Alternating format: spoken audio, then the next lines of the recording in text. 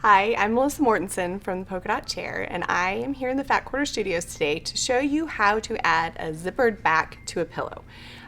This technique you can use for any size pillow that you want. It's kind of like a little hack or something that I kind of started doing a few years ago because I don't like to hand stitch pillows closed. And I had a bunch of zippers. So I'm just gonna show you how to do it. It's a really simple technique. Like I said, you can do it for any size pillow. Here you can see I've done it in a larger 18-inch pillow, and then I've got it on a 16 or 14-inch pillow here. It can be a small one, it can be a big one, it can be like a bed-size pillow. So I'm gonna go ahead and show you how to do that. The example we're gonna use today is a 14 by 14-inch pillow. My pillow has piping in it. You don't have to have a pillow with piping in it. It's totally up to you. It can be a rectangle pillow, it doesn't matter. You need to think of two things before you start. The first thing you need is you need a polyester zipper, and the polyester zipper has to be longer than where you're putting it on the pillow. So if you're doing like a 20 by 16 by 20 pillow and you want your zipper to run along the 20-inch edge, then you need at least a 22-inch zipper. So you kind of just need to like visualize which way the zipper is going to run on your pillow. Is it going to run up and down? Is it going to run side to side? This one's a square, so it's pretty simple to do. So usually when I buy zippers, I just only buy long zippers because I find that a lot of times I'm working on stuff at night and it's just easier to have a longer zipper than a shorter zipper, and there's not very much price difference.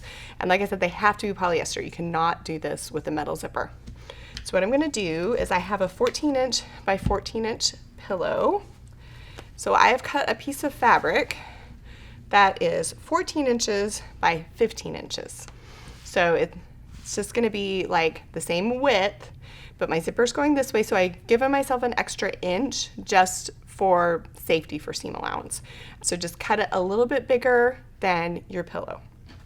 Then what I'm going to do is, very non-scientifically, I'm going to go along the longer edge, and I already had this folded, so I kind of know where the center is. You're going to find the center, and I'm actually going to go ahead and press this just to make sure that I'm doing it the right way and nothing's going to get mixed up.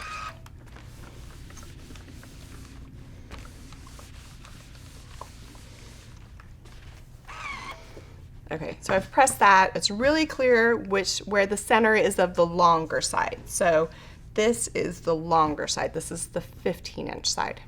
And I'm just going to cut it in half. If you want to cut it in thirds, you can cut it in thirds. You don't have to like be precise with this. You just need two pieces of fabric. Okay, I'm going to cut that in half. Set this aside. So now I have two pieces, and my zipper is running this way across my pillow. I'm going to take my zipper, and I am going to pin the zipper over the pillow. One side. It doesn't matter whether you start with the top or the bottom. And you're just going to go ahead and you're going to pin the right side of the zipper to the right side of the fabric with the bottom raw edge of the fabric even with the side of the zipper. So you don't want it like this. You want it like this. And if your zipper is a lot longer, like mine, I prefer to go ahead and have the pull like off of the pillow. If you're looking at one that the zipper is like really close to the same size, go ahead and move your zipper to that edge. But that's why I like the longer zippers, because when you sew zippers, this part is like the hardest part to get around. So if you can just avoid having to do that, it's so much easier. So what I'm going to do now is I'm just going to go ahead and put a couple pins in. You can also use binding clips. And a lot of times when I sew zippers, people ask me what the seam allowance is on a zipper. Usually it's dictated by the width of the zipper you're using and your zipper foot on your sewing machine. Generally it's around between 1/4 and 1/2 of an inch, but you need to like double check on your sewing machine, like what your sewing machine does when you sew a zipper. So I'm using a zipper foot. Every sewing machine brand has a different zipper foot. I have a different way to sew a zipper. So you do need to check with like the brand of your machine to see like what kind of zipper foot they have, how they recommend it. But this is just regular zipper. It's not an invisible zipper, it's just regular zipper. So I'm going to go ahead and put the zipper foot on my sewing machine, and then I'm going to pull my piece over and I'm going to go ahead and sew it. So I've got my fabric and my zipper on my machine, and this particular machine, this particular zipper foot, I need to go ahead and I need to move my needle to the left. I usually go ahead and move my needle to the left about 3 clicks, and then I will test it. What you do not want is you do not want to put your needle so far to the left that it infringes on the teeth of the zipper, because then what's going to happen is you're not going to be able, it's going to be really tight and it's going to be hard to zip and unzip your zipper, and then your fabric's going to get stuck in your zipper and all kinds of crazy stuff.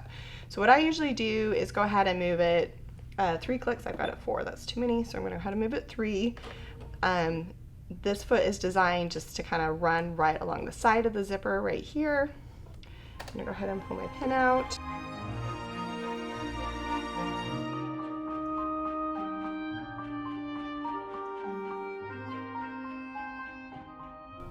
Okay, when I get to the end, I'm going to pull it off, and then I'm going to pin the other side on and do the same thing. All right, after you stitch that side, I usually like to go ahead and press this. You can wait to press till the end, but especially if this is the first time you've done this, I'd recommend pressing it.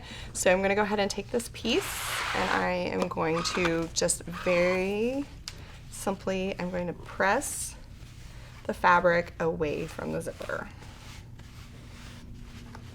I usually kind of make sure I've got it in place with my hand before I bring the iron over. Okay, I'm using, since it's a cotton fabric, I'm using a high heat temperature, and I am using steam. If polyester zippers are, if you get a nice polyester zipper, it's not gonna melt, so you're fine. Okay, move that aside. Do be careful though, even though the zipper's polyester, little pieces of it are metal, so it's gonna get hot. So just be careful that if you're ironing it a lot, that you don't burn yourself.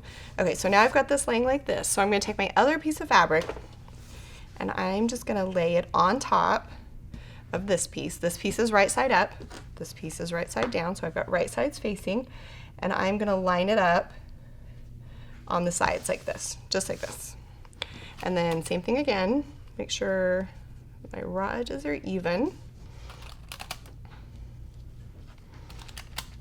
Pin it in place. Make sure side to side you're doing okay. Okay, so now I'm gonna go ahead and take it to the machine, and I'm gonna stitch it exactly the same way I stitched the other side. When I stitch zippers, I prefer to have the fabric facing the feed dogs and the zipper up, because the feed dog will help to feed the fabric through, especially since this fabric is like a lighter weight than the zipper. You usually, when you do that, I like to have the lighter fabric facing the feed dogs. So that's why I went ahead and flipped it over.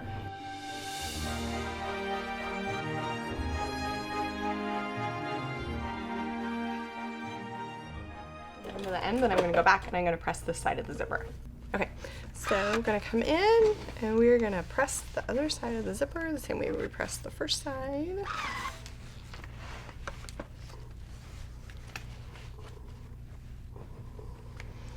Cutting my own potato. Out. Make sure, like I said, I usually kind of just take my fingers, make sure everything's out of the way. Okay, press that down. All right, now I'm gonna go ahead and I'm gonna show you how to actually attach this to the pillow. Okay, so you've got your completed pillow back here. I generally do not top stitch. You can top stitch if you want. It's totally up to you. If you're gonna top stitch, all you're gonna do is just run a seam down the side. I don't usually find it necessary for this kind of zipper. So what we're gonna do is we're gonna take our pillow front and we are gonna lay it down right sides up, and we're gonna take our pillow back and we're gonna lay it down wrong sides down. Now, this piece is bigger than my pillow, but I did that on purpose. If you cut it the exact same size as your pillow and you're perfect with your seam allowances and your zipper's the right size, it will be exactly right. But I generally find it's better to give yourself a little bit of extra leeway and trim if you need to. So what I will do now is I will come to the outside of the fabric, and I'm not gonna trim the side, it's just longer. So all I'm gonna do is I'm gonna come up here, and I'm just gonna, doesn't have to be perfect, it's gonna get put in the seam, I'm just gonna like eyeball that there. Okay, flip this back over. Now this, yeah, There's a couple things you have to remember here or you're gonna get yourself in a pickle. So go ahead and start pinning the front to the back of the pillow the same way you would for regular, like any kind of pillow that you're making. I usually go ahead and attach a few pieces down. Okay, now you need to unzip the zipper at least halfway. If you don't do this, when you turn your pillow right side out, you can't turn your pillow right side out because you're gonna close it all up. So go ahead and unzip it halfway. Don't unzip it more. And that'll be clear in a second why you don't want to do that. Then you're going to go ahead and you're going to use your clips and we're going to attach it. And you're just going to make sure when you pin it, because this is going to do crazy things, that that is still lined up. That's still going to like be a complete zipper when you're done. I prefer to use binding clips when I'm dealing with like thicker fabrics like this. A little easier. Okay, you're going to binding clip it all the way around. You're going to make sure that your zipper is unzipped, your right sides are facing, and you're going to go ahead and we're going to move it to the machine to stitch it. This pillow has piping in it, so I'm going to use a piping foot to stitch it down. If you don't have piping, you're just going to use a regular sewing machine foot. You don't need your zipper foot for this part. Okay, so I'm going to go ahead and move my pillow to my sewing machine. It has piping in it, so I'm sewing on the side that I can see the stitching line for my piping. If it doesn't have piping in it, I still prefer to sew on this side because anytime I'm sewing two layers of fabric together and one is thicker than the other, I like to have the thinner or the lighter weight fabric down because the feed dogs will help to feed the lighter weight fabric through and you won't get as many puckers. So I have fusible fleece on one side of this pillow. I don't have any interfacing on the other side, so it's going this way. So I'm just going to start. I usually start around the zipper. And I'm just going to start sewing around the edge. And you can see, since it's not a metal zipper, you can sew right over the top of it. If that was a metal zipper, I would have broken my needle. And parts of my pillow back are a little bigger than my pillow front, but that's okay because it's just all going to get put in the seam allowance.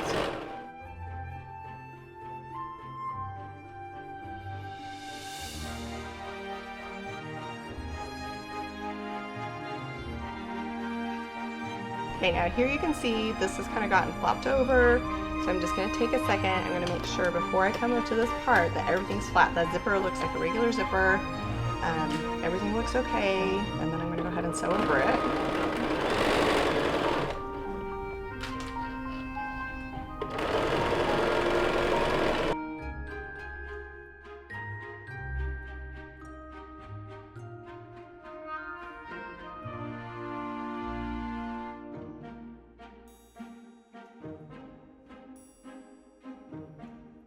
If this pillow is for a child or for a bed or something, you think it's going to get pulled off and put on a lot, it's going to get washed a lot, I would recommend going back and stitching over where the zipper is a second time on both sides, just so that seam is like really locked in. If it's a decorative pillow that you think you're hardly ever going to change, it's probably not necessary because it's not going to get as much pull. But if you think it's going to get changed a lot, go ahead and stitch over those again. And then pull this off your machine. I'm going to show you the last couple of finishing steps. Okay, so to finish this, there's a couple things. I usually prefer to go ahead and just clip excess fabric off corners. Up to you. I'm going to clip the excess fabric off the corners. Then I'm going to go ahead and I'm going to flip the piece over to this side. And I'm just going to use my sharp scissors, and all I'm going to do is I'm going to cut that zipper just like that at the edge of the pillow. So then I can stick my hand in here and I can finish unzipping my zipper and turn my piece right side out. Like any project, when you're done, you're going to want to go ahead and take it to your iron, steam it, get those corners nice and flat, and then you can see on the front of my pillow. Very simple. So now we've got a zipper that works in the back of the pillow. You can slide your pillow in there, take it off to wash it multiple times. Really easy, kind of like a hack way to do that. One other tip I'll give you really quick is when I make pillows, if I have an 18 by 18 inch pillow form, I cut my fabric to 18 by 18 inches because everyone's like, well, you have to add for seam allowance, but you technically don't want your finished product to be exactly 18 by 18 inches. If you've ever seen a pillow that looks like it's understuffed, it's usually because the pillowcase or the actual pillow part is too big as compared to the insert of the pillow. So that's why I like to go ahead and cut my pillow the same size as my pillow form, because when you add in your seam allowance, it takes the ease out of it, it gives a little bit less give, and it gives you a nicer looking, more stuffed pillow. So I hope you enjoyed the technique. More info about me and different projects below. If you want to see how I did the piping, we've also got a tutorial just for the piping.